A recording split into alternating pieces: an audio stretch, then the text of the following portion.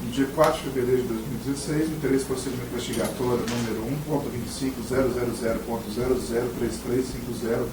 1.25.00.003350/2015, dígito 98, na Procuradoria da República do Estado de São Paulo, deve proceder coletivo do senhor Fábio Ori Ionamilme, devidamente qualificado no termo anexo. Boa tarde, senhor Fábio, tudo bem? Boa tarde. Senhor Fábio, nós vamos fazer algumas perguntas para o senhor e você, caso não queira respondê-las, você tem o direito a exercer, manifestar seu silêncio. Ok? Doutor, só possível gravar? Doutor, a gente já está gravando ali, posteriormente se espera. A doutora Bruna pediu hoje de manhã, a gente solicitou a gentileza de evitar isso. Para que uma versão, não tenha riscos de vazamento. Da nossa parte. Eu sei, mas para não ter esse tipo de foi isso, foi aquele, por aquele, se foi a gente. Isso não vai acontecer, então, para resguardar até a segurança. Algum problema com o senhor? Não tem problema. Só a gentileza que a gente está pedindo. depois com acesso aos autos é possível? Sim, com certeza. E nós vamos tentar degravar esses depoimentos depois, todo por escrito. Tá bom. Obrigado. Senhor Fábio, o Dr. Robson vai começar conosco. O Dr. Júlio vai começar com algumas perguntas e, eventualmente, eu e o Dr. Robson vamos intervir e complementá-los ao final. Tudo bem? Eu sou o Júlio. Júlio Robertson até isso.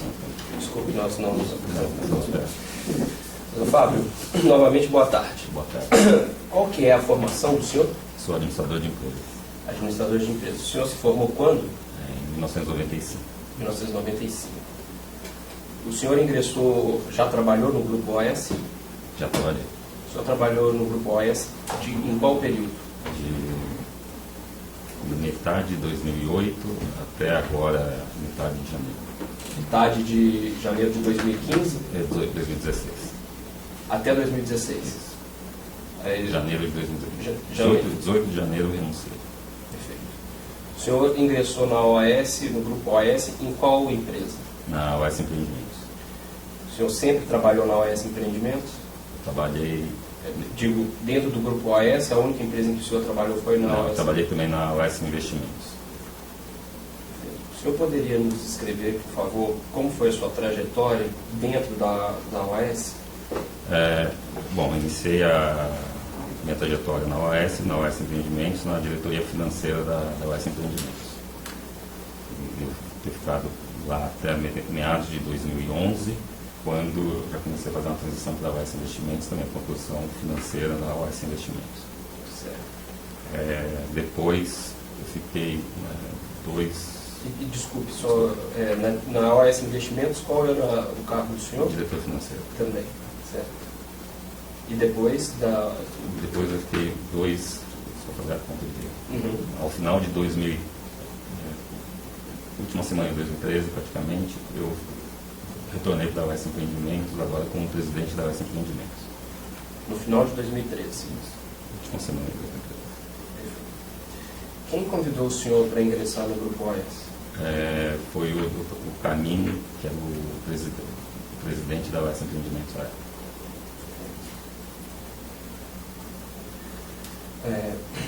Quando o senhor se tornou diretor-presidente em 2013, o que o senhor disse? Isso, ao final de 2013. Início de 2014. Início de 2014. Quais eram as outras pessoas que compunham a diretoria da OAS Empreendimentos? Sim. Tinha um diretor financeiro, que era o Ricardo Embaçaí. Certo.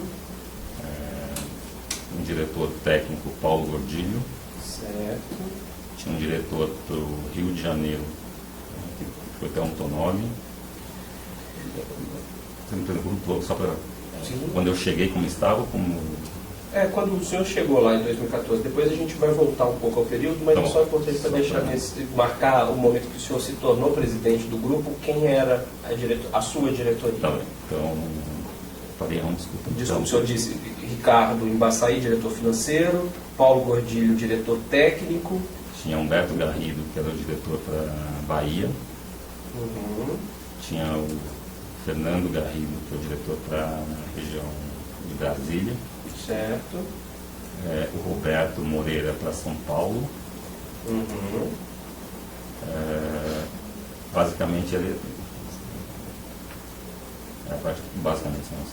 Tinha algum diretor para Rio Grande do Sul? Sim. Tinha o Eduardo Villanova, diretor para Rio Grande do Sul. Certo.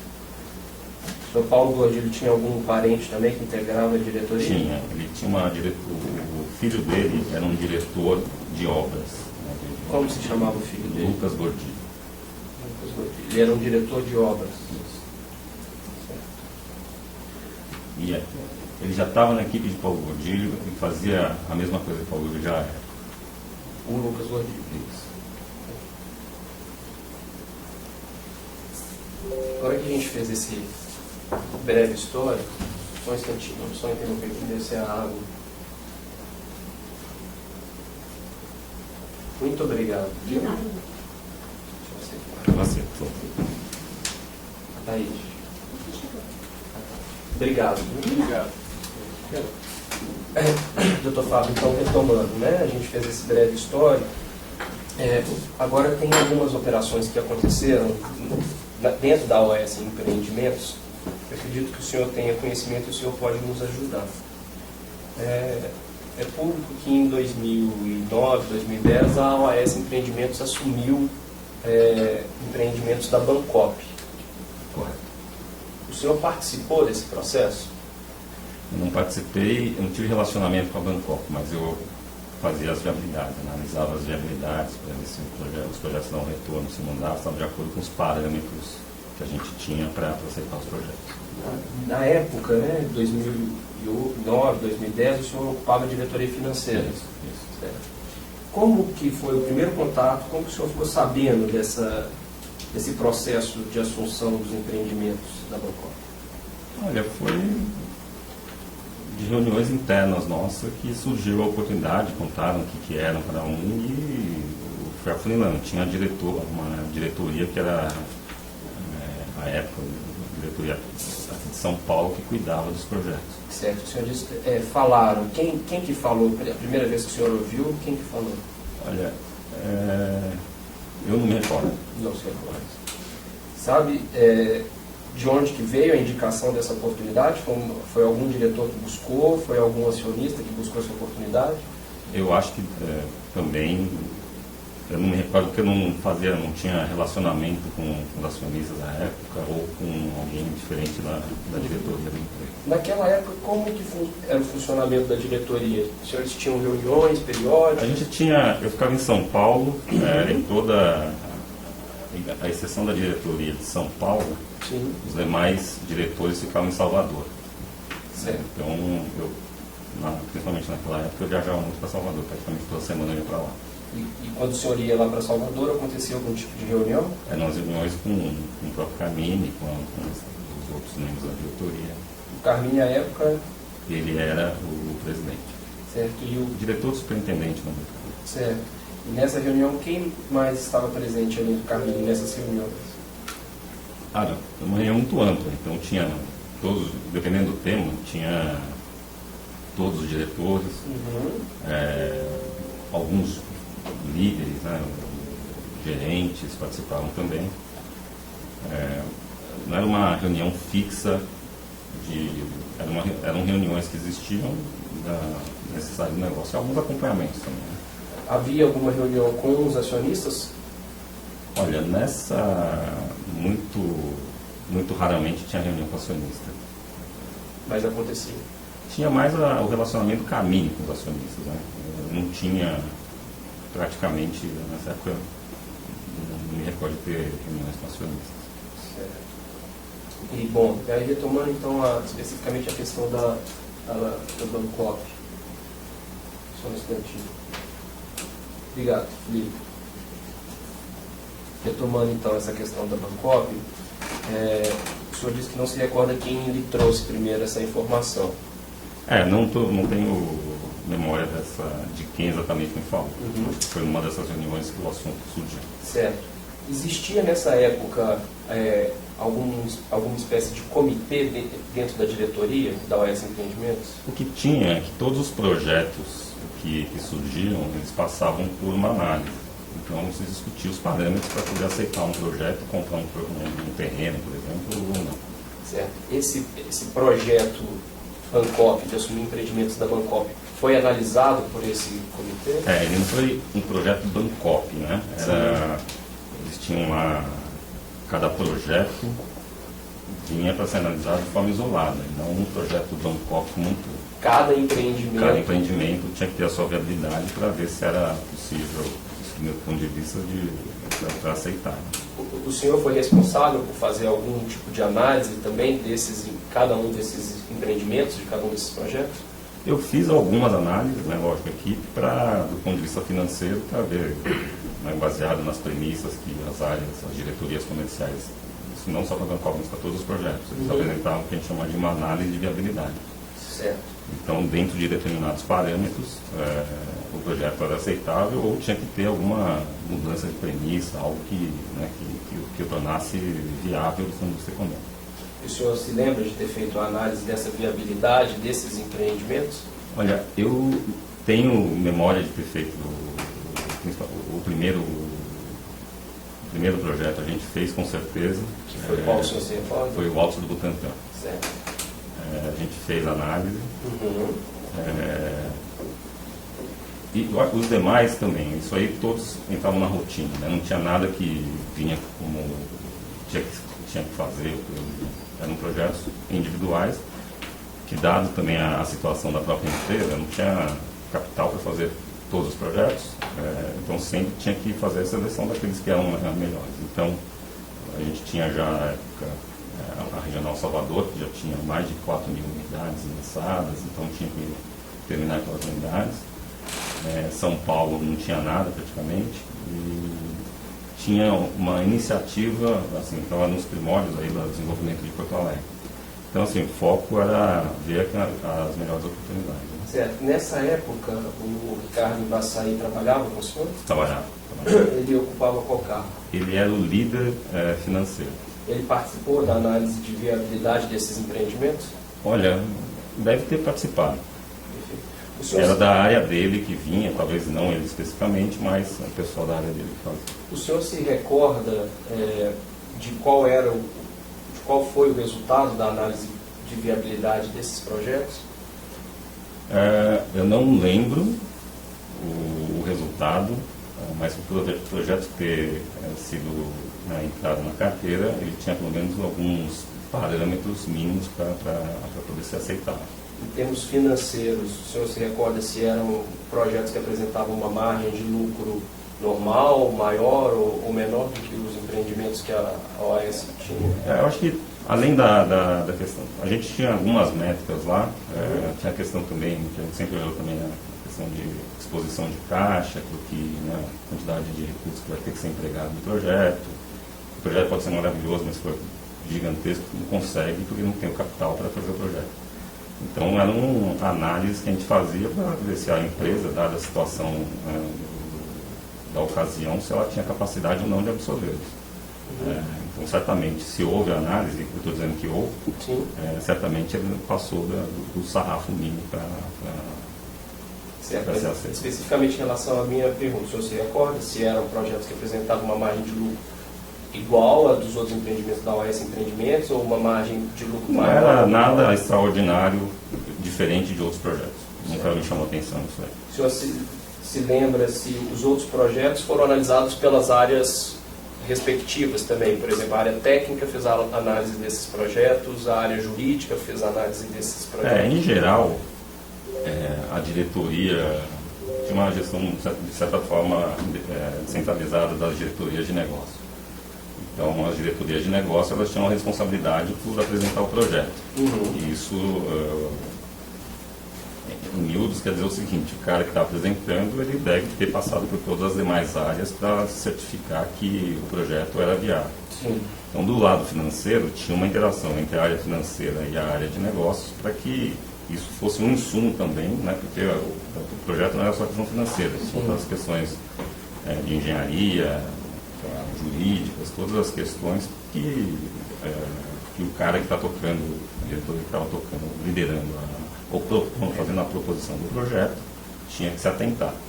Então não tinha, quer dizer, tem essa interação e no final, se o projeto tiver ok de todas as ordens, o projeto vai em frente. Certo. E aí esse ok por todas as áreas era verificado como uma reunião em que se votava, como que é? Não tinha uma reunião, nesse princípio não era uma reunião formal, isso aí foi amadurecendo ao longo dos anos. mas sempre tinha a opinião final lá do Carmine, né? Que tava A decisão final cabia ao Carmine ou era uma decisão colegiada? A decisão era colegiada no sentido de que todas as informações, né, do Carmine queria saber se todo mundo olhou e tinha alguma coisa para falar em relação ao projeto. Então era uma discussão entre eles para falar, vai em frente ou não. Isso passa por dizer, olha, o financeiro, o projeto é bom, vai ter recurso, não vai, coisas do tipo. Assim como também para outras áreas. Certo. Não havia um comitê formal, né, para dizer, olha, olhamos e... O senhor se recorda, o senhor participou dessas reuniões em que as outras áreas apresentaram também as avaliações delas sobre esses projetos? Olha, como eu estou dizendo, não houve uma formalização nessa época de um comitê onde todo mundo sentava para discutir. Mas a metodologia, o processo, na verdade, funcionava, né, a gente todas as diretorias municiavam as áreas que estavam propondo os projetos, e se não houvesse nenhum tipo de obstáculo dessas áreas, o projeto podia seguir em frente ou não.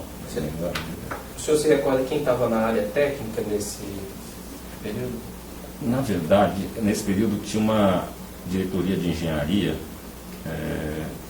que era um pouco mais ampla, tinham 2 diretores, né, o Paulo Gordilho e o Manuel Aguiar. O senhor se lembra qual foi o parecer ou a avaliação deles a respeito desses empreendimentos da Bancopp? Se eles eram empreendimentos que tinham uma dificuldade técnica? Não me lembro.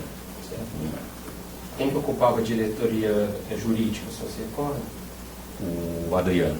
O Adriano. O senhor se recorda qual foi o parecer dele, se existiriam muitos problemas jurídicos? Não, apresentavam os riscos jurídicos. Certamente, pela Bancopp sempre foi apontado alguns riscos jurídicos, né, mas nunca houve uma luz vermelha que fosse intransponível.